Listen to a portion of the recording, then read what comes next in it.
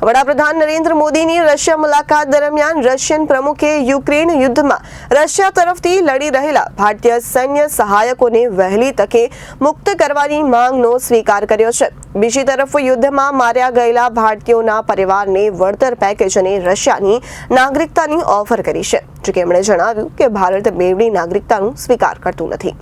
વડાપ્રધાન નરેન્દ્ર મોદીની રશિયા મુલાકાત દરમિયાન રશિયન પ્રમુખે યુક્રેન યુદ્ધમાં રશિયા તરફથી લડી રહેલા ભારતીય સૈન્ય સહાયકોને વહેલી તકે મુક્ત કરવાની માંગનો સ્વીકાર કર્યો છે।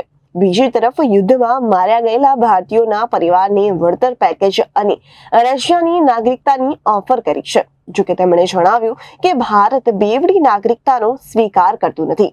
આ દરમિયાન 6 મહિના પૂર્વે યુક્રેનના હવાઈ હુમલામાં માર્યા ગયેલા વેલેન્જા નજીકના ઉમરાના હેવિલ માંગુકિયાના પિતા અશ્વિન માંગુકિયાએ રશિયાનું નાગરિકત્વ સ્વીકારવાની ઈચ્છા દર્શાવી છે।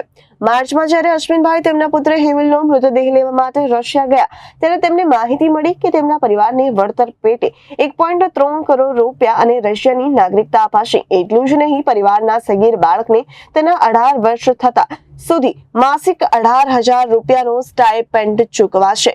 માંગુકિયાએ જણાવ્યું કે તેમણે રશિયામાં મારું બેંક ખાતું ખોલાવી આપ્યું હતું, જેમાં તેમણે મારા ખાતામાં 45 લાખ રૂપિયા પણ ડિપોઝિટ કર્યા હતા। મારા દીકરાના લગ્ન પણ થયા ન હતા। રશિયન નાગરિકત્વ મેળવવાની પ્રક્રિયા કરવા માટે મારે અનેકાએક વખત રશિયાનો પ્રવાસ કરવો પડશે। જો કે આ સમયે હેમિલની સાથે 4 ભારતીયો યુક્રેન યુદ્ધમાં માર્યા ગયા હતા। Bureau report, Janadesh news, Surat.